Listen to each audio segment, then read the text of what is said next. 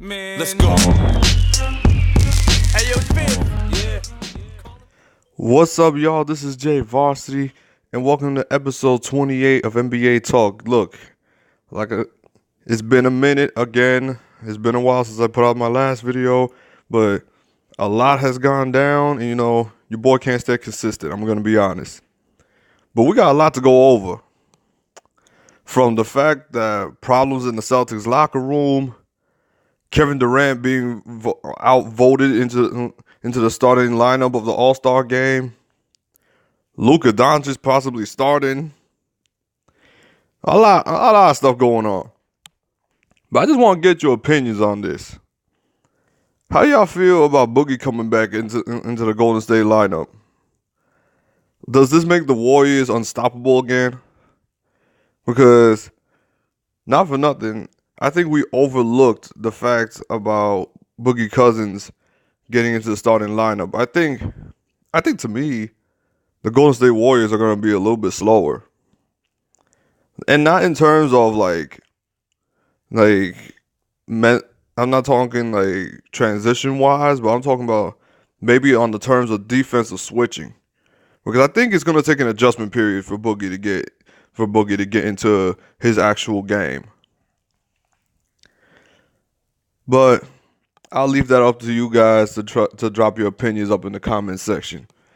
But the question I want to ask you is: Do you think the Boston Celtics are legit? Because honestly, from what I've seen with this up and down season, and I put out a video last year talking about that there's no excuses for the Boston Celtics not to make the NBA Finals because LeBron will be gone. LeBron is gone. And the best team in the Eastern Conference has been the Milwaukee Bucks. The Boston Celtics have been up and down. Like, they could win 2, 3, maybe 4 games in a row, and then all of a sudden they lose a couple. They have a couple consecutive losses. Sorry if I'm stuttering. They lost to the Miami Heat last night. Of course, I'm happy the Miami Heat beat the Celtics last night. I always enjoy when the Heat beat the Celtics, but that's just me. And according to this, Jaylen Brown and Marcus Morris had a bit of a disagreement, a little dispute. Nothing serious. I don't think so. I don't think it's anything serious. But there is something wrong with this team. Because this team does have a lot of talent. More talent than I think Brad Stevens can handle. Because I just don't understand what kind of team they think they're trying to be. Because for a team with this much talent, I think the ball needs to be moved around a bit more. Kyrie, to me, is taking way too many shots. Just like how we say Westbrook takes too many shots, I think Kyrie's taking too many shots for a team this talented. I think the ball needs to be moved around a bit more. And to me, the Boston Celtics, and I've said it to my boys since last year, the Boston Celtics are a very small lineup. This team is too small.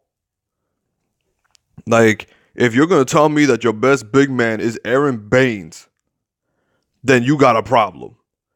I do not trust Al Horford in an NBA Finals, especially if it's the Golden State Warriors and the Boston Celtics. If the Boston Celtics make the NBA Finals, you really gonna trust Al Horford to stop DeMarcus Cousins? I'm not trusting that. I'm not trusting that for nothing in the world. I just don't. Like, there's so many questions about this team, and as a matter of fact, at this point, I don't even think they're gonna make the NBA Finals. I think the finals is going to be what is going to be in Toronto or Milwaukee. I'm going to say it right now. Because Boston is just like, they look like they don't know what the hell they're trying to be. They could play defense. That they could do. They could run you off the three-point line. That is definitely a fact. They can play defense. But offense, I don't know what the hell they're trying to do. And then Jaylen Brown has had an up and down year. And mostly down, but sometimes he's gone up. But this man's shooting is horrendous. Jason Tatum, ever since he saw that Kobe detailed video, that detailed series that he does on ESPN, I think he's gotten a little full of himself. This man's taking more jump shots than I've seen since last year. Like, I guess he's doing that no pass mentality, the quote unquote Mamba mentality. Now let's move on to the Los Angeles Lakers. The Los Angeles Lakers are 3-5 since LeBron got hurt in the game against the Golden State Warriors. Kyle Kuzma has a career high of 41. Listen, I'm always critical about these young kids in LA, but I'm loving Kyle Kuzma. Kyle Kuzma, I have no doubt about this kid, that this kid could drop buckets. But what kills me is Lonzo and Brandon Ingram. These guys, one night, they'll be ultra aggressive. They'll be going to the rim. They'll be attacking. They'll be making plays. And then the next day, they're more timid. They're so damn scared that they don't want to go to the rim. Like, I don't understand. They're like, why do I have to get this in one game and then I get you, a non-aggressive version of you, for the next 3 to 4 games? No, if you show me that you can be aggressive, you need to be aggressive every game. Like Lonzo, I know he can attack the rim. Like, I've seen spurts of Lonzo attacking the rim. You cannot tell me that Lonzo cannot attack the rim. Like, I just don't understand. His three-point shooting to me is still a little suspect, because that jump shot is always going to be suspect to me until he's shooting it at a respectable range. But Brandon Ingram, I don't trust this guy at the three-point line for nothing in the world. Like, that jump shot of Brandon Ingram's is so... I have to look at it and go like, I don't think it's going to go in every time he shoots it. I just don't understand. KCP, I never liked KCP. I still don't like KCP. Even when he has a good game, I still don't like KCP. But as long as if the Lakers win, I could get over it for a day. But then I'm going back to I don't like KCP. But this team is just up and down. I think once everybody comes back together and collected and healthy again, I think they'll start to pull out a few more wins, more consistent, because this has been an up and down year for the Lakers too. Before LeBron went down, the Lakers were 4th in the Western Conference. They were 4th.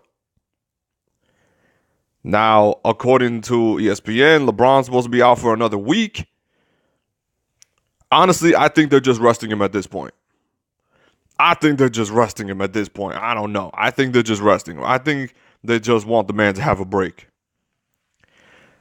Because after all the games that he had to play in Cleveland, where he couldn't miss not one game, because if he missed one game, I'm pretty sure Cleveland would have got blown out by 50.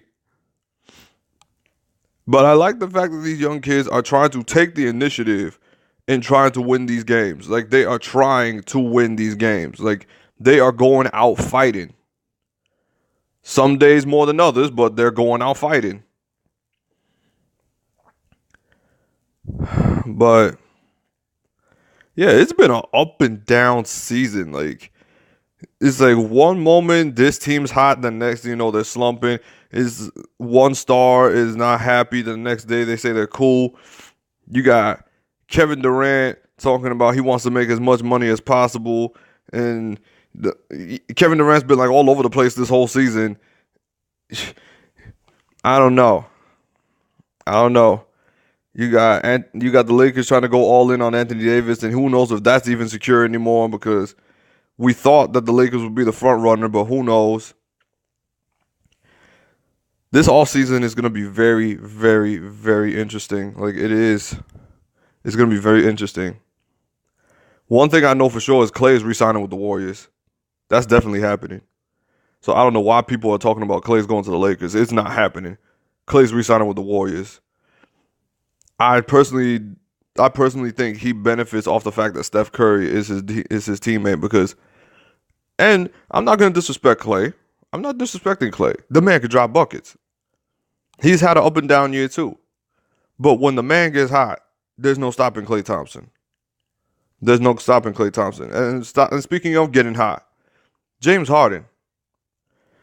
This man has been utilizing every inch of the NBA rulebook to get buckets. I'm not saying that he's relying on getting fouled, but boy, does this man go to the free throw line a lot. Boy, does this man go to the free throw line a lot. Because this streak that Harden is on, I'm not liking it. I'm going to be honest with you. I'm not liking that Harden is taking so many shots to get so many points just so the Rockets can win a game. Now, maybe he'll slow down once Chris Paul and Eric Gordon come back, and maybe he'll be a little more rested coming to the playoffs, but that's where I want James Harden to go off. I want James Harden to go off in the playoffs. I could give less of a damn what he does in the regular season. I want to see this James Harden like we're seeing right now that's dropping buckets left and right. I want to see that James Harden in the playoffs. I want to see that James Harden in the playoffs. That's just my take on it. Well, that's it for now. Obviously, we saw what the Spurs and the Thunder had last night in the double overtime win. That was an incredible game. The Spurs dropping 14 straight three-pointers. That is absolutely insane. When I think of the San Antonio Spurs, I do not think of 14 straight threes when I think of the San Antonio Spurs, especially with the team that they have.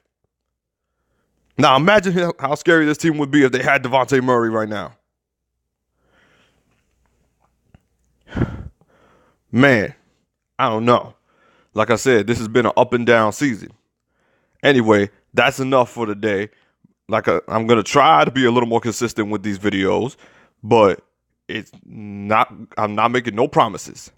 Anyway, this is your boy Jay Varsity, and I am out. Peace. Right, and put your hands up. Ladies, if you with me, put your hands up. Fellas, if you hear me,